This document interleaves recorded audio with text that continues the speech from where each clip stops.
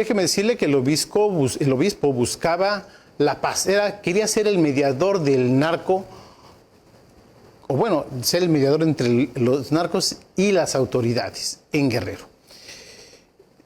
Pero para garantizar la paz, él buscaba garantizar la paz en una de las ideas que ha tomado más fuerza recientemente en Guerrero, es principalmente promovida por los sacerdotes de la Iglesia Católica, en especial por el obispo emérito de la diócesis de Chilpancingo, Chilapa, Salvador Rangel Mendoza, como un método para proteger, dicen ellos, y ayudar a los guerrerenses de esa zona nada más. No les interesa el resto del estado, esa zona en particular. La creciente de pactar con grupos criminales en Guerrero, al menos por parte de la Iglesia, proviene desde el 2015, cuando el sacerdote tomó posesión como obispo en agosto de ese mismo año, lo que originalmente empezó como un rumor entre las ciudades de la capital del estado, se detonó cuando el sacerdote fueron asesinados a balazos por un comando armado que viajaba en la carretera de Tasco a Iguala. Los presbíteros asesinados eran Germaín Muñiz García y de la diócesis de Chilpancingo e Iván Añorbe de la arquidiócesis de Acapulco.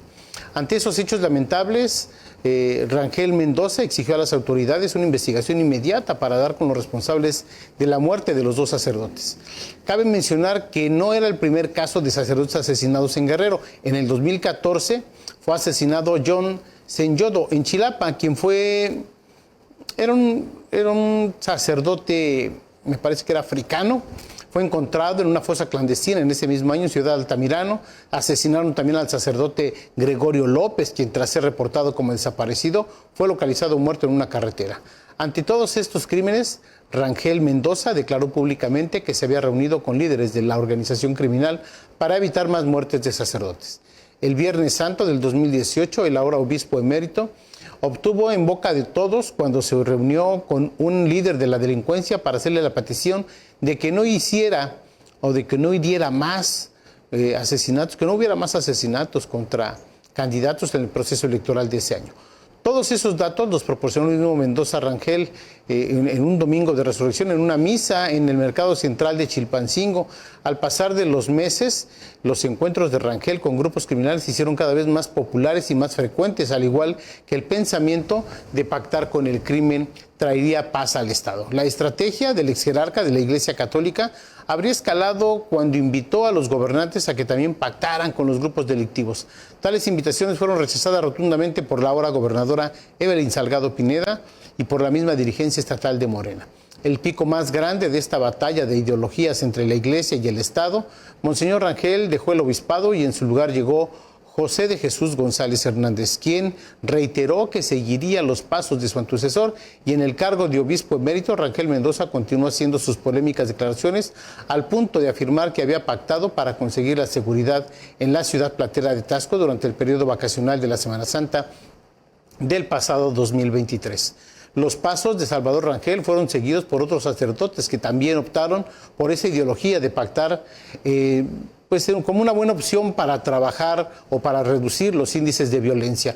Uno de los casos más recientes es el del presidente municipal de Chilpancingo, Norma Otilia Hernández Martínez. Aquí se lo hemos dado a conocer ampliamente, quien se reunió con un presunto líder de la delincuencia organizada. Ante esto, el obispo emérito sostuvo que la alcaldesa solamente se había reunido con el grupo que aparece en el video y se filtró, sino también con el de los grupos de los tlacos. Es decir, la alcaldesa se habría reunido con los contras de los ardillos y los tlacos. Ya este año, Rangel Mendoza expuso en diferentes entrevistas que se encontraba en peligro de muerte por parte de los grupos criminales en un intento por mediar para lograr la pacificación en Guerrero.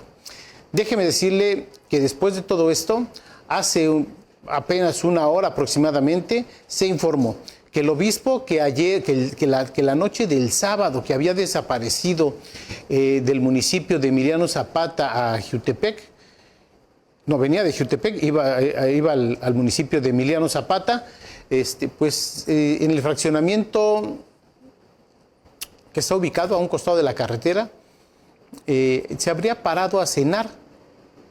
De acuerdo con las autoridades, esa fue la última geolocalización que tenían de su teléfono y ahí fue donde dicen que desapareció. Otros más, ¿cómo le diré? Menos o más dramáticos, dijeron que lo habían secuestrado. Para que haya una diferencia entre la desaparición de una persona y un secuestro, tiene que mediar, en el caso del secuestro, la petición de dinero. Cuando no hay esta petición de dinero, no es secuestro, es una privación de la libertad.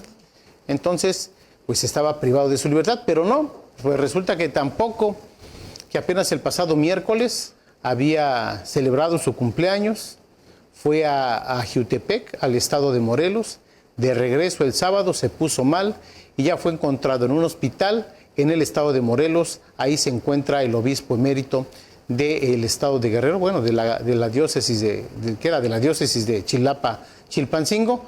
Ahí se encuentra internado por algunas afectaciones médicas que tiene o de las enfermedades que él padece, porque es lo que pedían quienes lo tuvieran retenido, que le dieran medicamento porque podía morir. Dice, no, estaba hospitalizado. No se sabe bien a bien cuál fue la causa por la que quedó hospitalizado. Y bueno, ya lo encontraron, está bien de salud, a pesar de que está internado, no está en riesgo su integridad. Eso es lo que ha pasado en las últimas 6 horas con el obispo emérito de Chilpancingo, Chilapa, Salvador Rangel Mendoza.